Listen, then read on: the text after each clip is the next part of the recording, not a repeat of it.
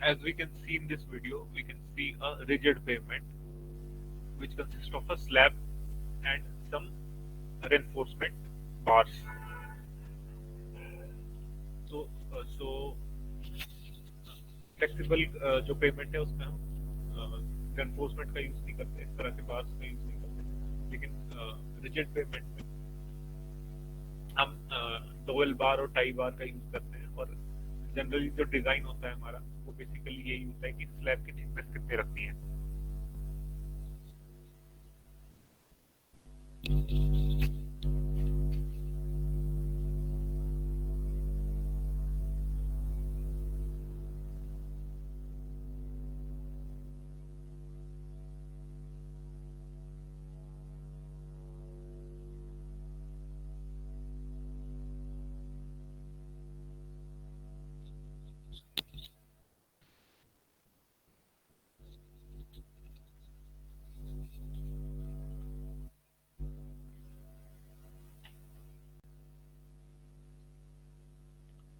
तो पहले देखते हैं फ्लेक्सिबल पेमेंट के कौन कौन से मेथड है। Empirical method based on subgrade strength, यानी सॉइल की स्ट्रेंथ के बेसिस पे जो पेमेंट के नीचे जो सॉइल है उसकी स्ट्रेंथ कितनी है उसके बेसिस पे। GI method, CBR method, California resistance value method. इसके अलावा सेमी एम्पेरिकल में आता है ट्राइएक्सियल मेथड, थ्योरेटिकल में आता है बर्मिस्टर मेथड। इसके अलावा मैकेनिस्टिक एम्पेरिकल जो मेथड्स हैं वो आईआरसी फॉलो करता है, जो कि हम आईआरसी 37 में दे रखा है। अब जो सबग्रेड सॉइल है, जो पेमेंट की अलग अलग लेयर्स हैं, उसके नीचे एक नेचुरल सॉइल होगा। तो हमें पहले उस सॉइल की स्ट्रेंथ पता होनी चाहिए, उसके बेसिस पे हम इन लेयर्स की थिकनेस डिसाइड करेंगे। तो जो सबग्रेड सॉइल है वो पेमेंट का सपोर्ट करता है और इसकी स्ट्रेंथ डिपेंड करती है सॉइल टाइप पर, मॉइस्चर कंटेंट पर, ड्राई डेंसिटी पर और सॉइल के क्रिस्टल स्ट्रक्चर पर और स्ट्रेस एप्लीकेशन का टाइप क्या है। हम सॉइल की स्ट्रेंथ टेस्ट करते हैं शीयर में और बियर में। शीयर में टेस्ट करने के लिए डायरेक्ट शीयर टेस्ट या ट्राइएक्सियल टेस्ट या अनकन्फाइंड कंप्रेशन टेस्ट का यूज करते हैं। बियर में करते हैं हम लोड बियरिंग एरिया पर सॉइल की बियर स्ट्रेंथ टेस्ट। एग्जांपल है इसका प्लेट लोड टेस्ट। इसके अलावा हम पेनिट्रेशन में टेस्ट करते हैं सॉइल की स्ट्रेंथ। इसमें जो लोडिंग एरिया का साइज है वो बहुत कम रखा जाता है। इसका एग्जांपल है कैलिफोर्निया बियरिंग रेशियो टेस्ट या सीबीआर टेस्ट और कोन पेनिट्रेशन टेस्ट।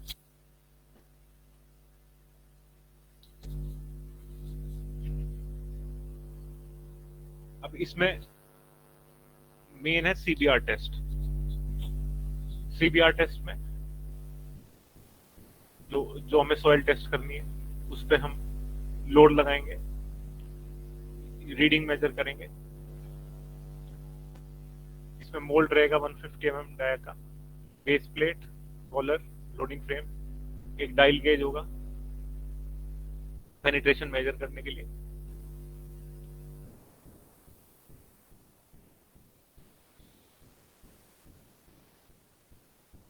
में क्या करेंगे, हम लोड अप्लाई करेंगे 50 mm at 1.25 mm per minute के रेट से। फिर प्लॉट कर लेंगे एक ग्राफ लोड वर्सेस पेनिट्रेशन का।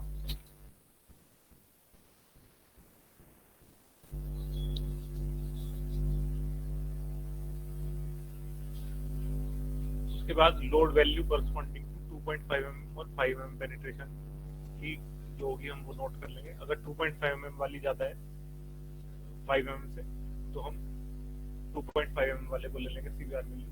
अगर सीबीआर 5% सीबीआर 5 वाले की ज्यादा है तो हम रिपीट करेंगे टेस्ट को। अगर सेम आउटकम आता है तो फिर हम 5 mm वाले को एक फाइनल वैल्यू ले लेंगे। सीबीआर परसेंट हो जाएगा लोड वैल्यू एट 2.5 और 5 mm depending on this condition, penetration divided by load value at standard aggregate at corresponding penetration. मतलब सेम पहले सॉइल पे टेस्ट करेंगे, उसके बाद से इसको कर देंगे स्टैंडर्ड एग्रीगेट से। उन दोनों का रेशियो कंपेयर करेंगे कि एग्रीगेट्स के कंपैरिजन में सॉइल की रिलेटिव स्ट्रेंथ कितनी है, 100 से मल्टीप्लाई कर देंगे। और जो 3 सैंपल है उनका एवरेज हम नोट कर लेंगे।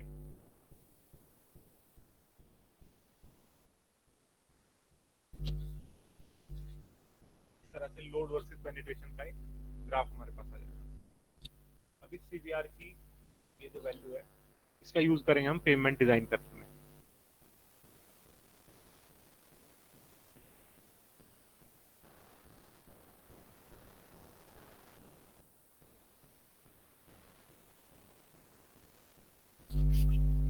अब अगर पेमेंट हमें डिजाइन करनी है रिजिड, रिजिड पेमेंट में बेसिकली जनरली एक स्लैब जो थिकनेस है वो हमें कैलकुलेट करने का मेन काम है हमारा। कितनी थिकनेस रखनी है वो डिपेंड करेगा कि ट्रैफिक की लोडिंग कितनी है। अब जो ट्रैफिक है वो भी अलग अलग टाइप का हो सकता है।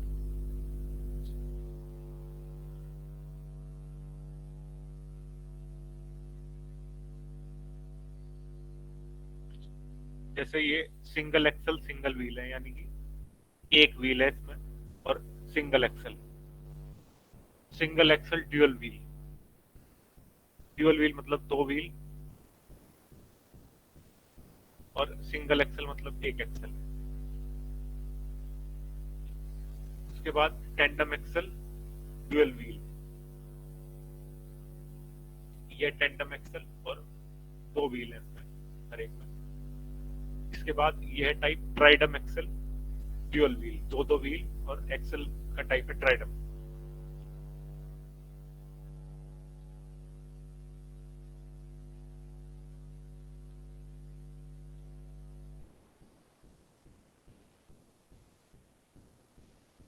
तो अलग अलग टाइप की जो लोडिंग है उसकी वजह से जो सबग्रेड सॉइल है वो क्या इस लोड को बियर कर पाएगा, और हम अगर यहाँ पे एक स्लैब प्रोवाइड करा दें तो क्या वो एनफ होगी उस ट्रैफिक लोड को सस्टेन करने के लिए, और डिजाइन लाइफ से 15 ईयर, 15 साल के लिए सफिशिएंट होनी चाहिए।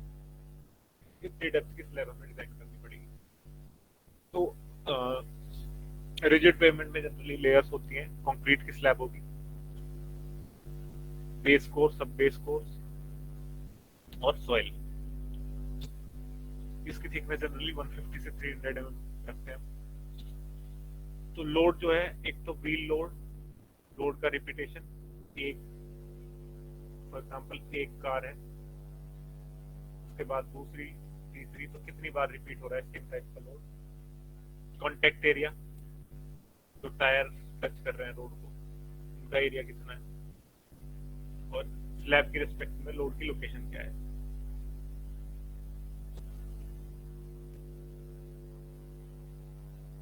इसके अलावा एनवायरमेंटल फैक्टर्स हैं इसमें, टेम्परेचर के, जैसे डे टाइम पे अलग टेम्परेचर होगा, नाइट टाइम पे अलग होगा, विंटर्स में अलग टेम्परेचर होगा, समर्स में अलग टेम्परेचर होगा, तो वो सारी हम कंसीडर करेंगे इसमें। कंक्रीट जो हमने यूज किया स्लैब बनाने में उसकी strength, elastic modulus, Poisson ratio, shrinkage, fatigue, joints, इसमें जॉइंट लगेंगे, स्लैब थोड़ी थोड़ी दूरी पे रखेंगे हम, तो इन स्लैब की स्पेसिंग कितनी रखनी है और अरेंजमेंट क्या रहेगा। उसके बाद है सब ग्रेड, यानी जो सॉइल है नेचुरल उसकी स्ट्रेंथ कितनी है।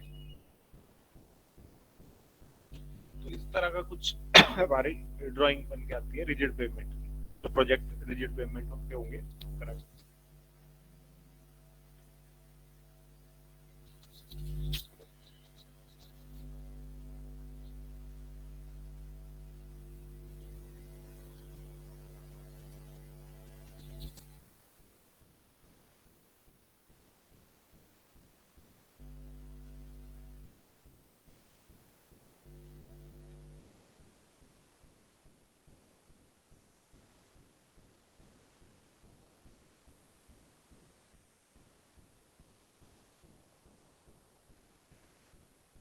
इस तरह की हमारी फाइनल एक पेमेंट डिजाइन की रिपोर्ट बनती है, रियल प्रोजेक्ट में जो यूज होती है। तो ऐसे हम पहले चैप्टर्स के नाम देते हैं, design life, traffic growth rate, estimated traffic, सीवीपीडी।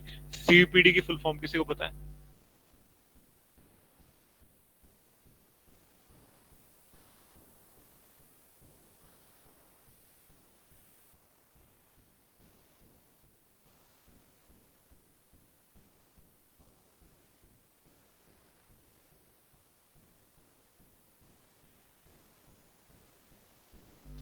वैभव? No sir. No. Asit? No sir.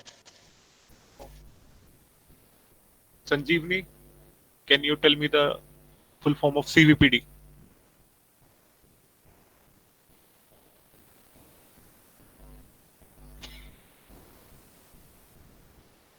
Siddharth? सब व्हीकल पर डे लग रहा है, बट सी का नहीं पता। ओके, इतना तो ठीक बताया। व्हीकल पर डे सही है, कमर्शियल व्हीकल पर डे, क्योंकि कमर्शियल व्हीकल का वेट ज्यादा होता है। ट्रक्स, जो लोडेड ट्रक्स होते हैं, सबसे ज्यादा वेट उन्हीं का होता है रोड पे, तो इसमें हम कमर्शियल व्हीकल पर डे लेते हैं।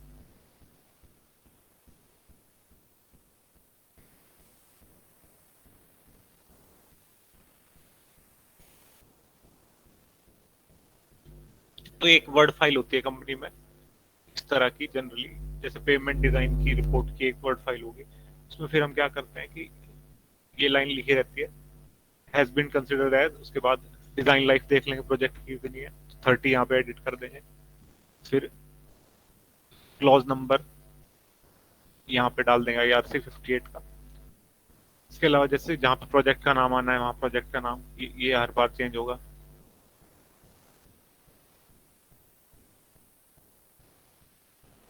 बाकी इसमें जनरली ज्यादातर चीजें सेम रहती हैं हर प्रोजेक्ट की। और जैसे इसमें है commercial vehicle per day 13725 value है, जो ट्रैफिक सर्वे की आई है वो यहाँ पे एडिट कर देंगे हर रिपोर्ट में।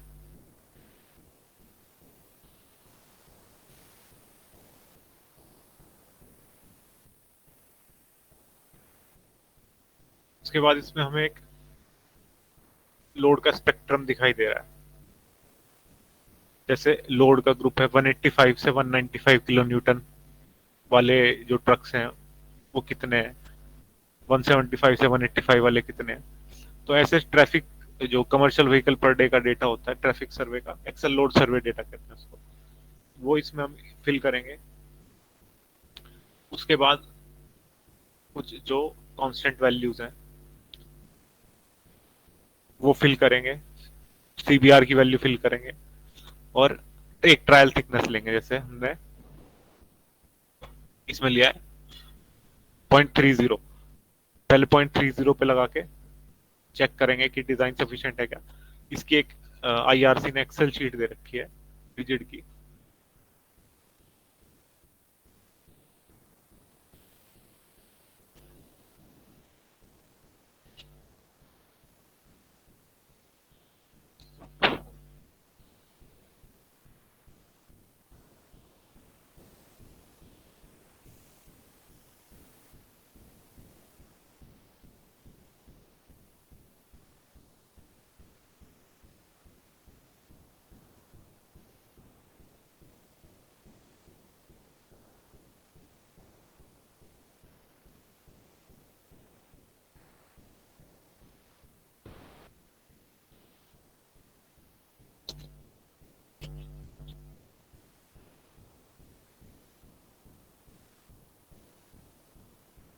ये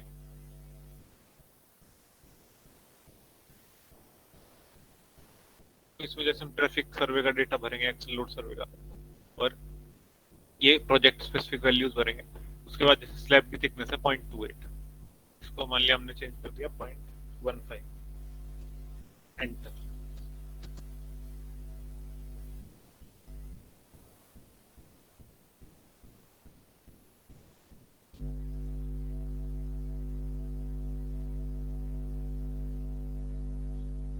या 0.6।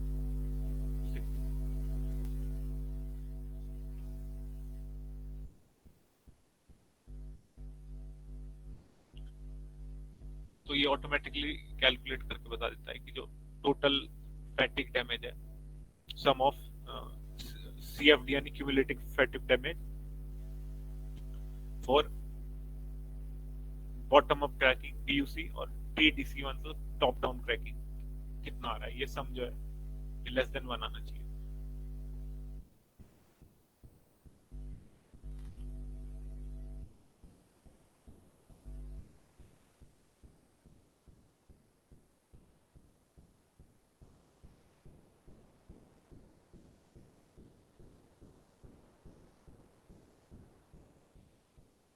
अगर हमने यहाँ पे 0.1 कर दी वैल्यू, तो सम ऑफ CFD एंड BUC की इतनी बड़ी लार्ज वैल्यू आ रही है विच इज ग्रेटर देन 1, तो इसका मतलब इस पे डिजाइन फेल कर रहा है। इसको बढ़ा के कर देते हैं 0.2। इसके बाद की इसकी वैल्यू 1 से ज्यादा आ रही है 6094। अब करके देखते हैं 0.25। इसके बाद भी इसकी वैल्यू 24 आ रही है, यानी 1 से ज्यादा है। Design is unsafe since sum of CFD and BUC is greater than 1। और बढ़ाते हैं 0.3 करते हैं।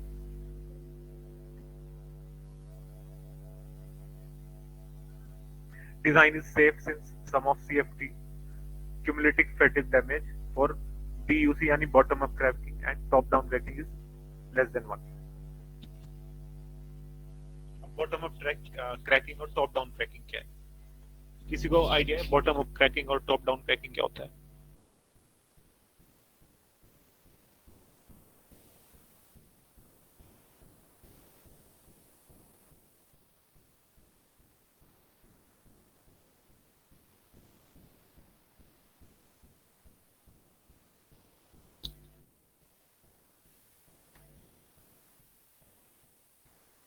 सब पेमेंट का नीचे से टूटना और ऊपर से देखो ना, अलग अलग रीजन से।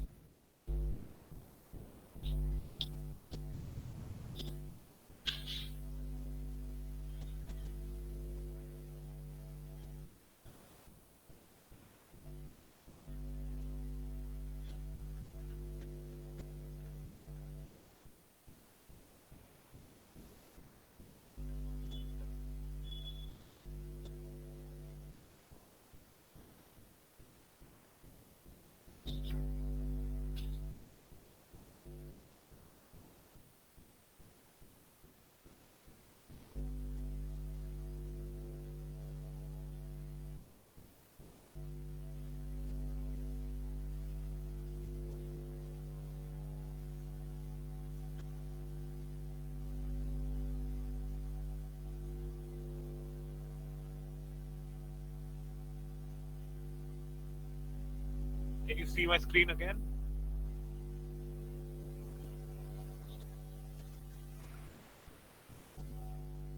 Yes sir.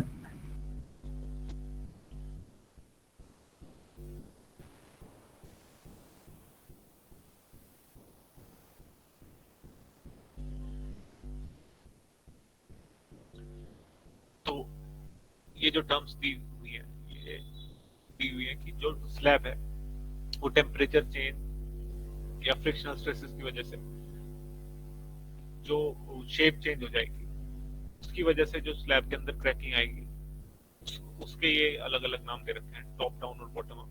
तो अब चेंजेस कैसे कैसे आएंगे?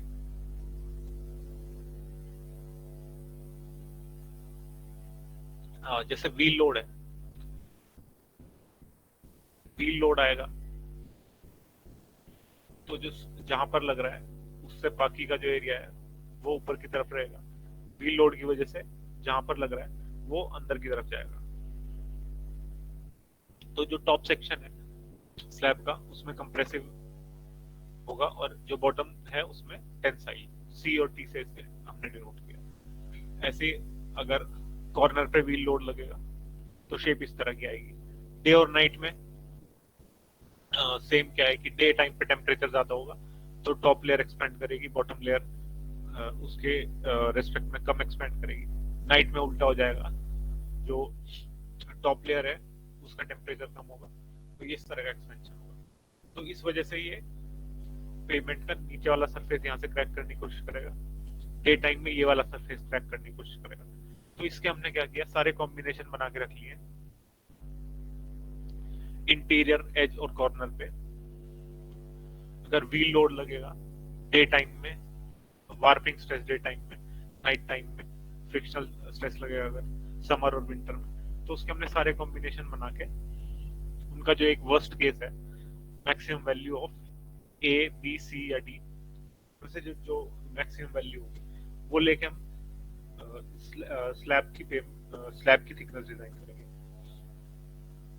इस तरह का एक टॉप व्यू आता है और जो रिजिड पेमेंट की ड्राइंग्स बन के आती हैं हाईवे प्रोजेक्ट में, इसमें एक टर्म आती है modulus of subgrade reaction.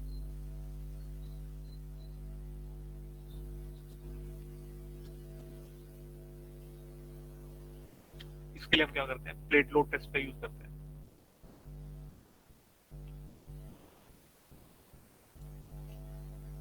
Assumption क्या है, rigid payment thin elastic plate के तौर पे कंसीडर करते हैं, सबग्रेड सॉइल जो है डेंस लिक्विड के तौर पे कंसीडर करते हैं, और स्लैब को होमोजेनियस और आइसोट्रोपिक और यूनिफॉर्म इलास्टिक कंसीडर करेंगे।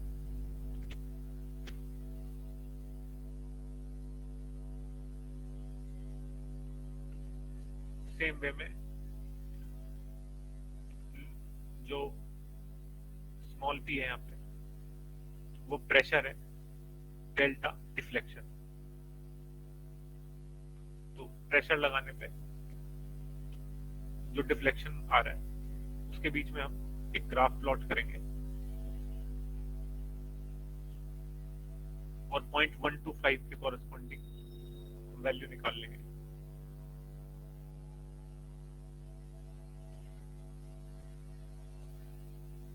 यहाँ से हमारा स्मॉल के कैलकुलेट हो जाएगा P बाय डेल्टा, जिसको हम कहेंगे modulus of subgrade reaction.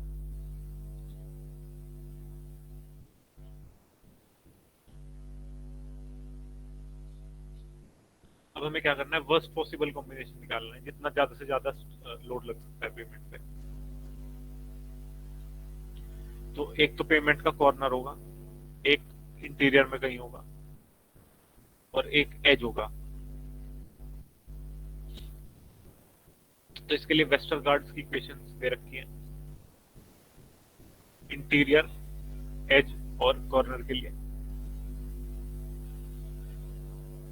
H है यहाँ पे स्लैब थिकनेस सेंटीमीटर में, ये है radius of wheel load distribution, और स्मॉल बी अगर ए की वैल्यू 0.172 एच से कम है या ए की वैल्यू 0.72 एच से ज्यादा है तो ये वाली।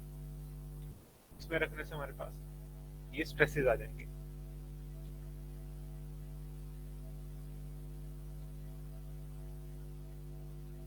सिमिलरली टेम्परेचर स्ट्रेसेस एज पर, कॉर्नर पे और इंटीरियर में।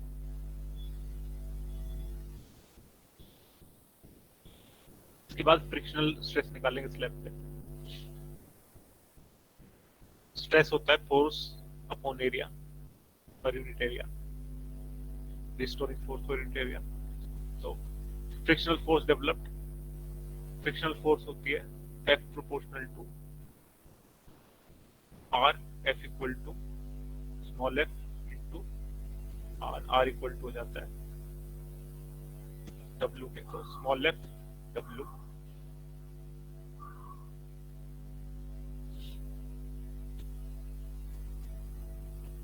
और एरिया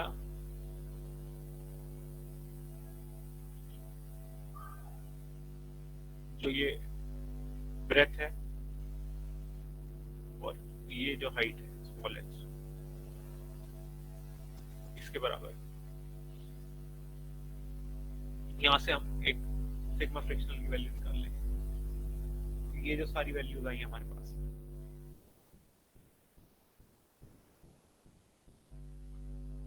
वो वैल्यूज हम फिल करेंगे एक्सेल शीट।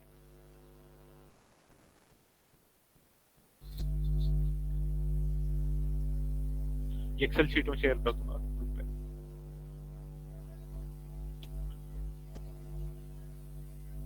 जैसे design period, two way commercial vehicle CVPD में,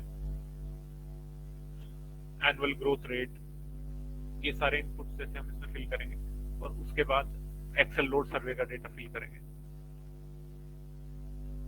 उसके बाद हम स्लैब की थिकनेस सबसे पहले कम लेके चलेंगे, फिर तो इंक्रीज करते हुए देखेंगे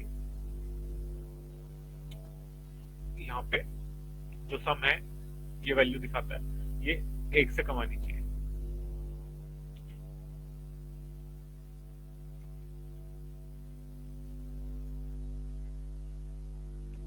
इस 0.3 पे आ रही है।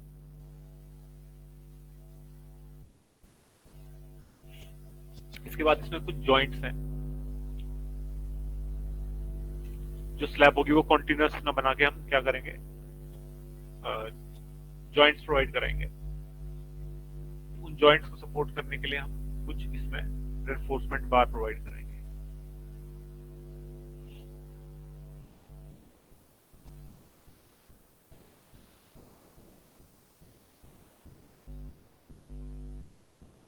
रेनफोर्समेंट बार प्रोवाइड कराएंगे।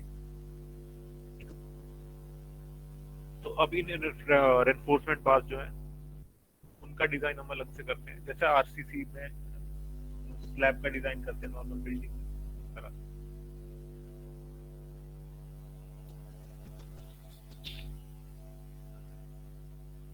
जो across longitudinal joint of cement concrete pavement हम प्रोवाइड कराते हैं उनको हम कहते हैं टाई बार्स। ये टाई बार है।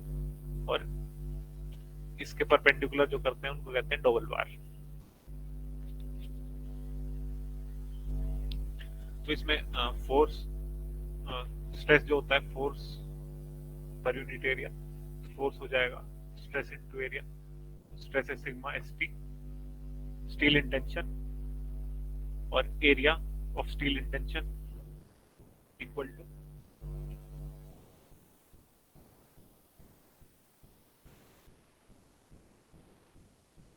ये म्यू की जगह स्मॉल एफ से डिनोट किया है फ्रिक्शनल फोर्स इनटू एरिया। तो यहां से बेसिकली हमें एएसटी की वैल्यू निकालनी है। AST per metre length, area of steel per metre length निकल जाएगा।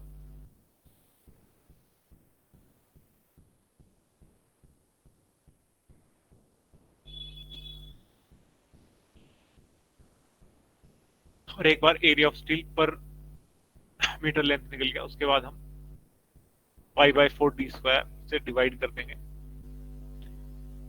यानी एक जो बार का क्रॉस सेक्शनल एरिया है पाई बाय 4 डी स्क्वायर।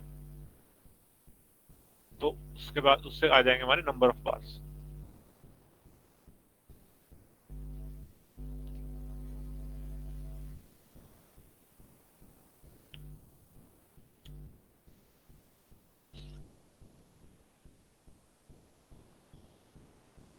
एक बार हमारे पास ये फाइनल वैल्यूज आ गई,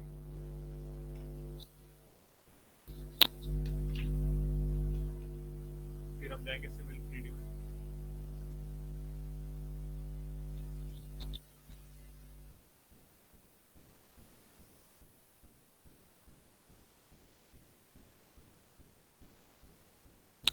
पहले सरफेस का डेटा इंपोर्ट करेंगे।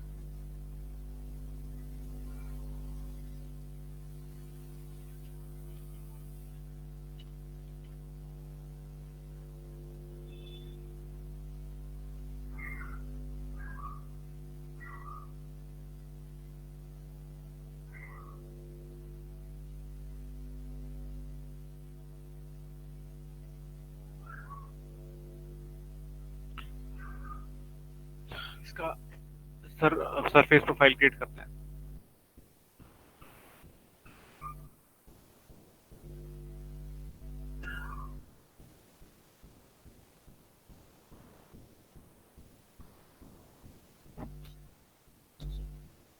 जैसे बात आती है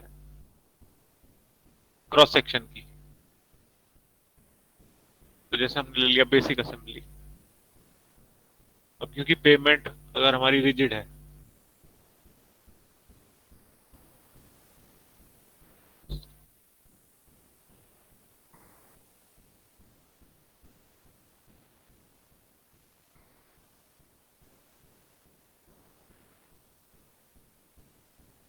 तो रिजिड पेमेंट में सिर्फ कंक्रीट स्लैब, बेस और सब बेस होगा।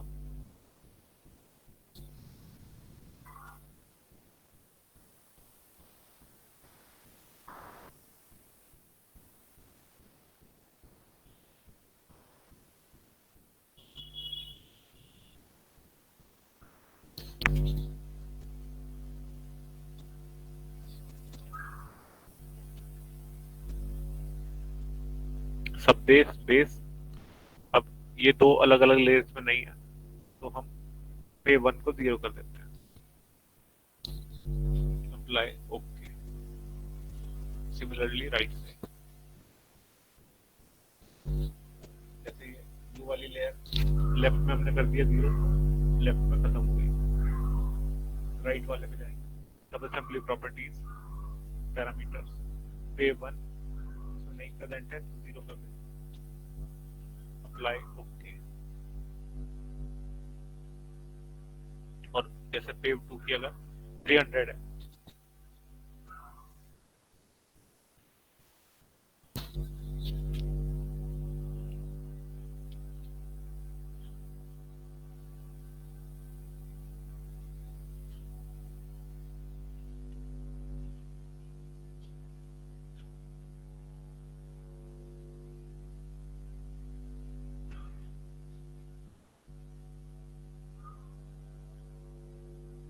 जैसे mm में है 300 mm स्लैब की थिकनेस,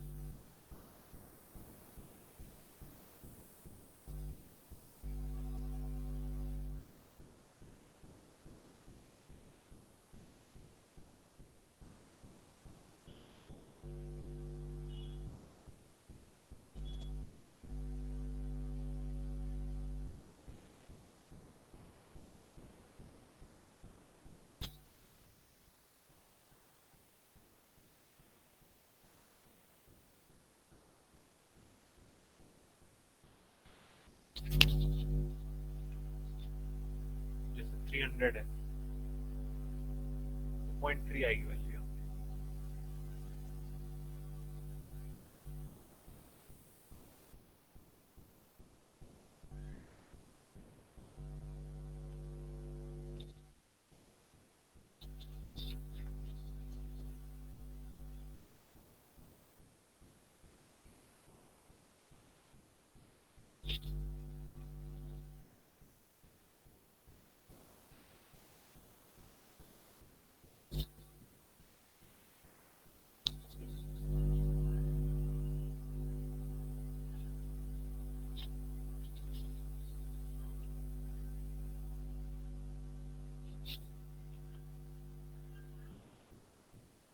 कॉरिडोर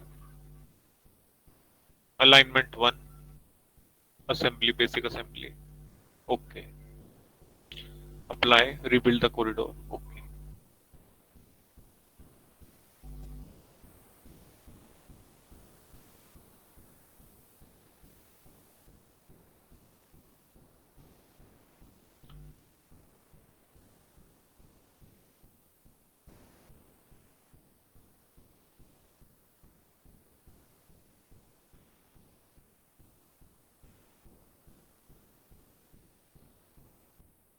तो ये रिजिड पेमेंट का मॉडल हो गया।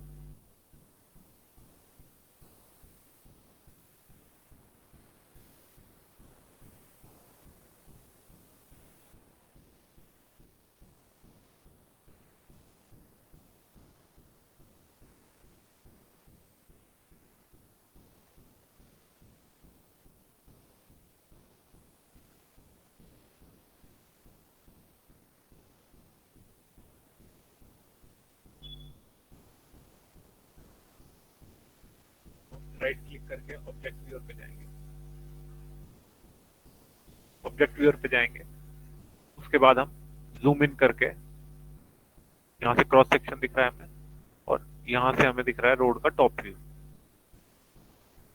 जो उसके बाद यहाँ से हम रियलिस्टिक सेलेक्ट करेंगे,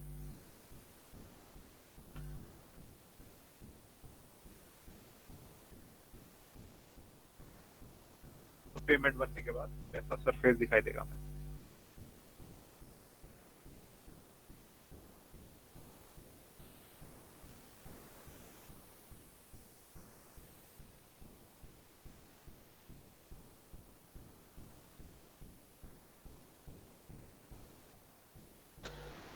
सर मेरा एक डाउट था। यस सर वो थ्री डी व्यू में जब आप रोटेट करते हो यस, तो वो, मैं जब रोटेट करता हूँ तो वो ऑब्जेक्ट इधर उधर चला जाता है, तो वो कांस्टेंट घुमाने के लिए कुछ है मतलब? इसको क्लोज करके दोबारा ओपन कर सकते हैं।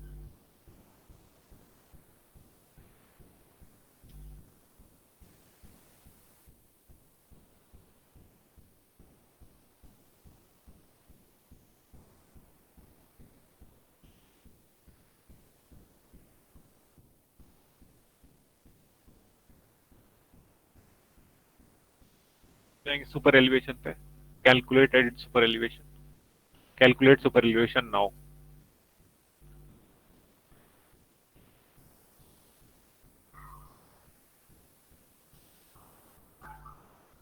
सेकंड ऑप्शन है view tabular editor, alignment 1।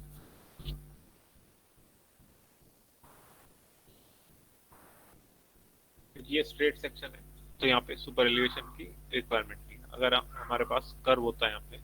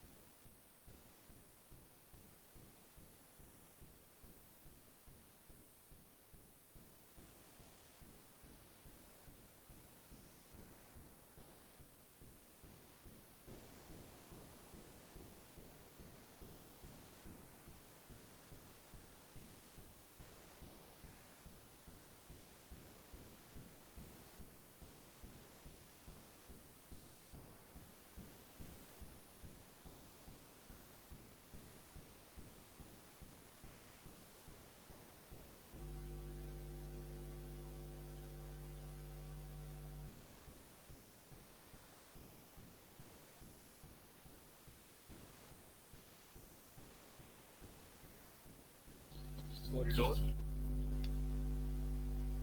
Alignment 2, assembly, basic assembly, okay, apply, rebuild the corridor, okay.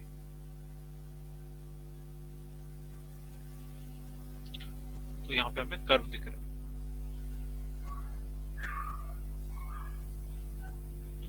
अब हम इस पे करते हैं calculate super elevation, calculate super elevation now. उसके बाद दूसरा है किस तरह से प्रोवाइड कराना है। अज्यूम करते हैं कि प्रोजेक्ट में सेंटर बेस लाइन के अबाउट दिया गया। तो नेक्स्ट,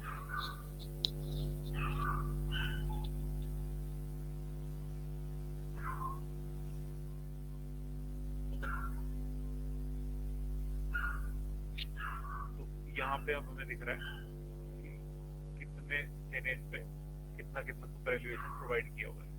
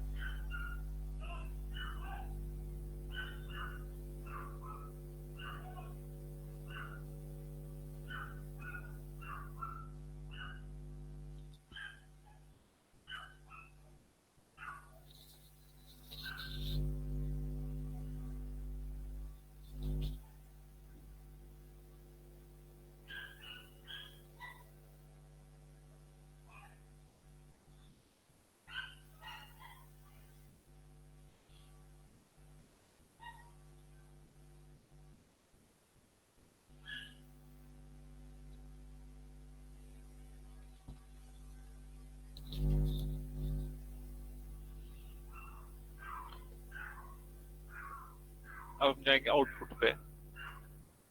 आउटपुट से पहले एक बार अलाइनमेंट ड्रॉ कर लेते हैं।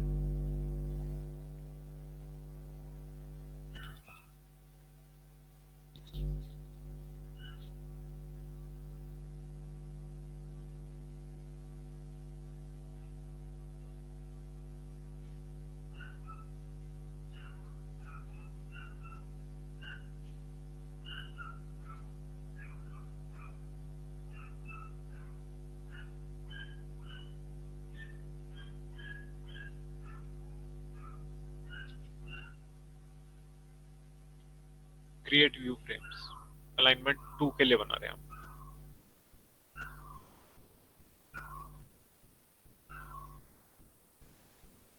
व्यू फ्रेम क्रिएट हो चुका है इस पर।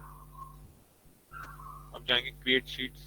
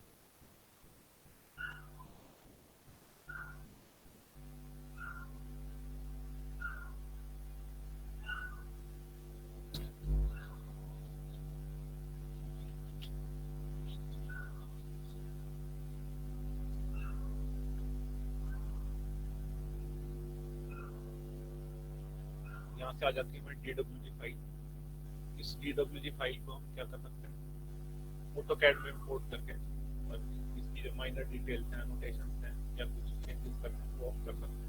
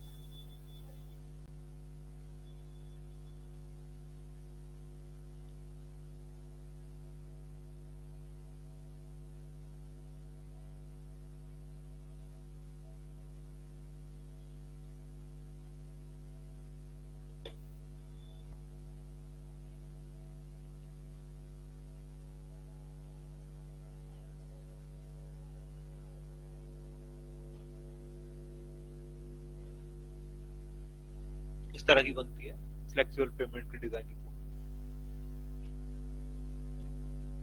प्रोजेक्ट चेनेज, कहां से कहां तक प्रोजेक्ट है, इसमें chapters, introduction, survey data, payment design inputs. तो इस तरह की वर्ड फाइल हमारे पास होगी तो हम यहाँ से प्रोजेक्ट का नाम इसमें डाल सकते हैं।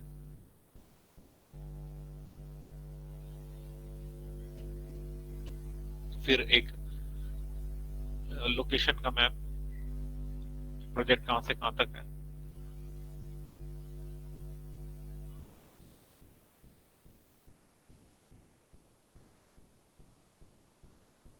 उसके बाद डिजाइन चेनेज,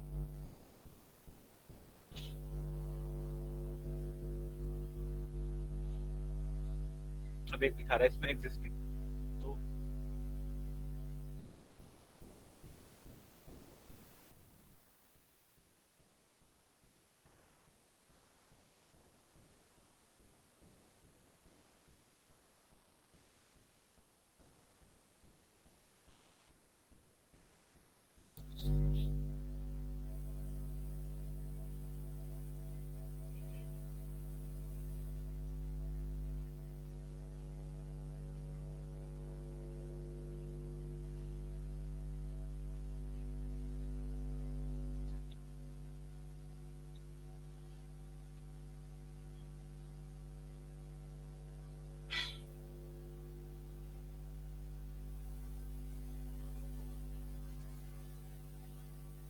तो जैसे इस रोड का अगर प्रोजेक्ट है तो हमें यहाँ पे एक एग्जिस्टिंग रोड दिखाई दे रही है, तो पहले उस एग्जिस्टिंग रोड का सर्वे करेंगे, उसका डेटा नोट करेंगे कि कितनी विड्थ है और उसके बाकी कैरेक्टरिस्टिक्स।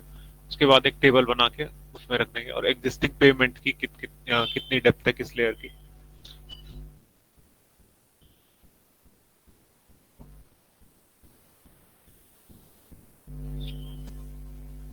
फिर एक चेन एज वाइज टेबल बनता है, जैसे 750 से 550 तक कौन से टाइप की पेमेंट है, रिजिड पेमेंट है, पेमेंट की condition good, propose treatment, rigid pavement, 10 metre wide. उसके बाद नेक्स्ट चेन एज पर फ्लेक्सिबल पेमेंट है, कंडीशन लिख देंगे ऐसे एग्जिस्टिंग के बारे में। उसके बाद सॉइल का जो डेटा है, सॉइल टेस्ट का,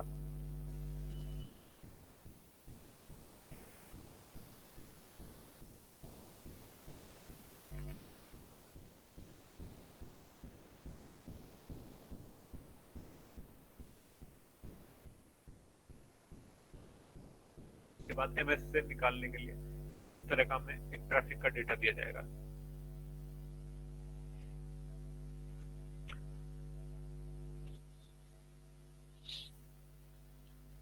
design period, year, initial VDF. VDF किसी को पता है क्या होता है?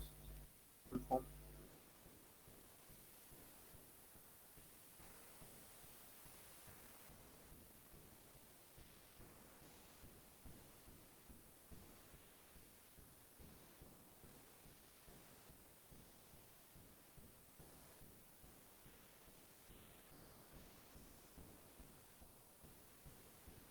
वीडीएफ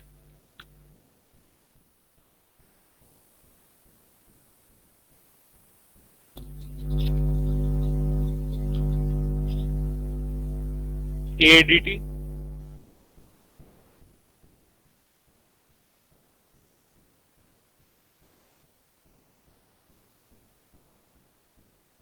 सर एडीटी तो उस दिन बताया था, annual average daily traffic.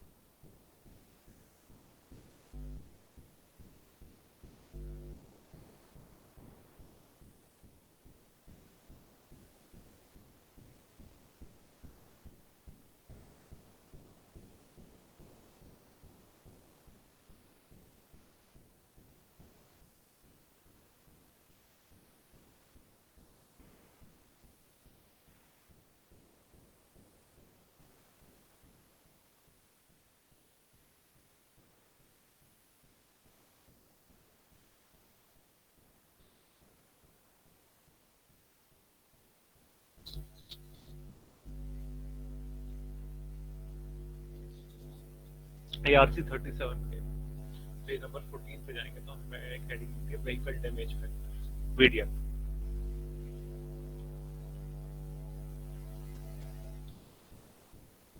VDF की वैल्यू हम कैलकुलेट करते हैं जो एक्सेल लोड सर्वे को क्या आता है डेटा, उसके बेसिस पे। या दूसरा तरीका है इंडिकेटिव वीडीएफ वैल्यूज दे रखी हैं आईआरसी कोड में, डायरेक्ट आईआरसी 37। अगर initial two way traffic volume, two way यानी दोनों साइड, इनकमिंग और outgoing, commercial vehicle per day में ट्रैफिक काउंट 0 से 150 है और रोड का टेरेन टाइप रोलिंग या प्लेन है तो 1.7 लेंगे, हिली है तो 0.6 लेंगे, 150 से 1500 है तो 3.9 लेंगे, हिली है तो 1.7, मोर देन 1500 है तो 5 रोलिंग या प्लेन के लिए और हिली के लिए 2.8।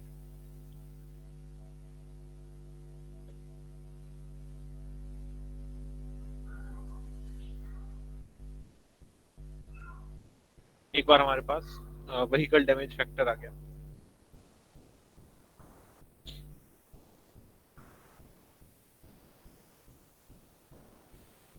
तो उसकी वैल्यू हम NDS यानी डिजाइन ट्रैफिक कैलकुलेट करने में यूज करते हैं, 365 into 1 plus r की power n minus 1 divided by r into a into d into n पे रख देंगे f की जगह।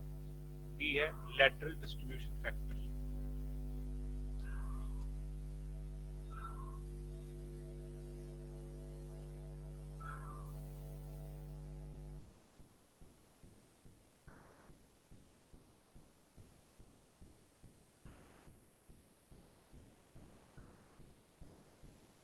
Lateral distribution factor single lane roads के लिए,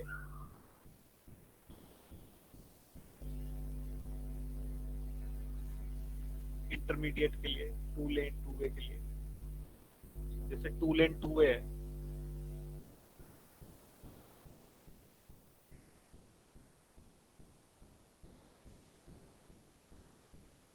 ट्रैफिक भी टू वे है और टू लेन है।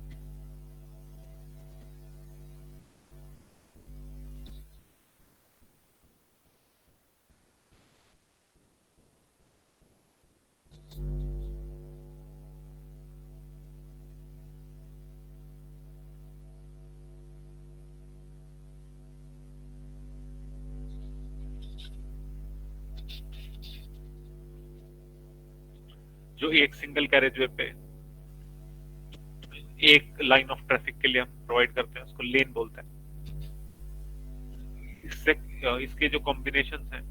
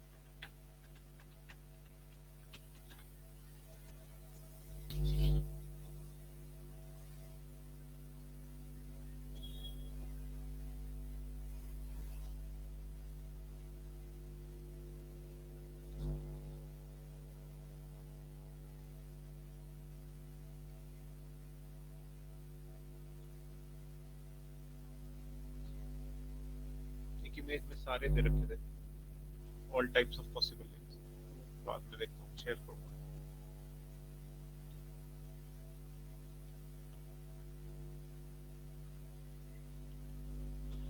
तो जिस टाइप का है टू लेन टू वे है, four lane single carriage way है, उस बेसिस पे ये 40% या 50% या 75% लेनी है वैल्यू, क्योंकि परसेंट में है तो 100 से डिवाइड करके 0.75 या 0.5 की वैल्यू हम यहाँ रख देंगे।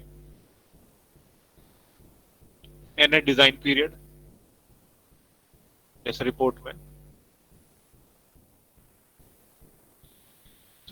लेन डिस्ट्रीब्यूशन फैक्टर 1 लिया है ड्यूरिंग कंस्ट्रक्शन और 0.5 लिया है after construction.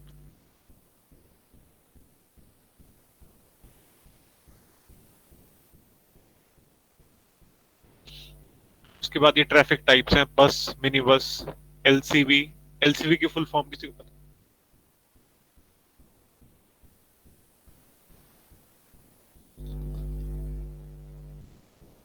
Light commercial vehicle है ना sir? Yes yes, light commercial vehicle, 2 axle, 3 axle, 4 6 axle और मोर एक्सल।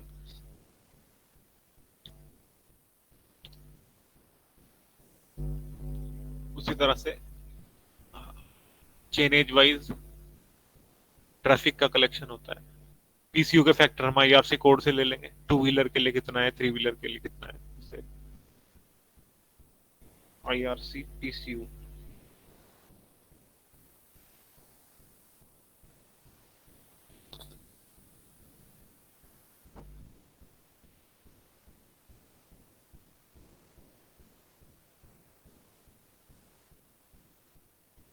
मोटरसाइकिल या स्कूटर के लिए 0.5, तो टू व्हीलर एक ही बात है 0.5, थ्री व्हीलर के लिए,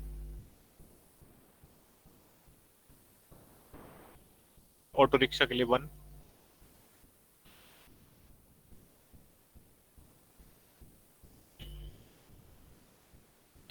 थ्री व्हीलर के लिए 1, पैसेंजर कार के लिए 1, टैक्सी एंड जीप के लिए 1, जो भी इसमें वैल्यूज दे रखी है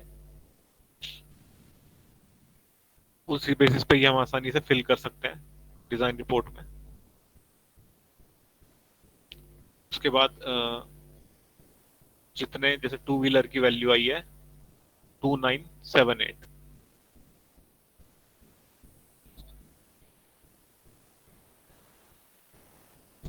तो क्योंकि 0.5 है इसका पीसीयू फैक्टर, तो 0.5 से मल्टीप्लाई कर दो या 2 से डिवाइड कर दो, तो 1489 आया। इसको राउंड ऑफ करके 1490 कर दिया है पीसीयू में। उसी तरह से थ्री व्हीलर के लिए जितने आए हैं 19 के 19 रख दिए क्योंकि 1 है वैल्यू। जैसे मिनी बस के लिए वैल्यू है 1.5, 40 एक्चुअल काउंट आया है 40, जब काउंट करिए मिनी बस 40 आए, लेकिन इसका पीसीयू फैक्टर क्योंकि 1.5 है तो इंटू 1.5 करेंगे 60 आ गया। एक एक्स्ट्रा इंक्रीज करके हम सेफर साइड तो हमने इसको 61 कर दिया।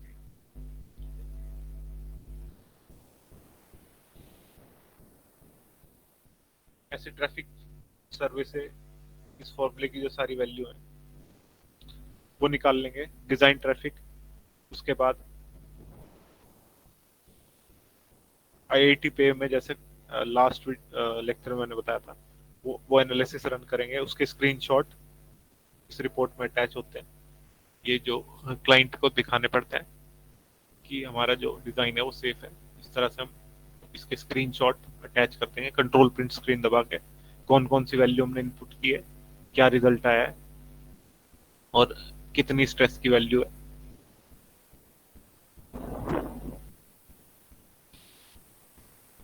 अगर डिजाइन जो है हमारा वो सफिशिएंट है तो हम फिर लेयर की थिकनेस रिपोर्ट कर देंगे। एक और रिपोर्ट है मेरे पास प्रोजेक्ट की,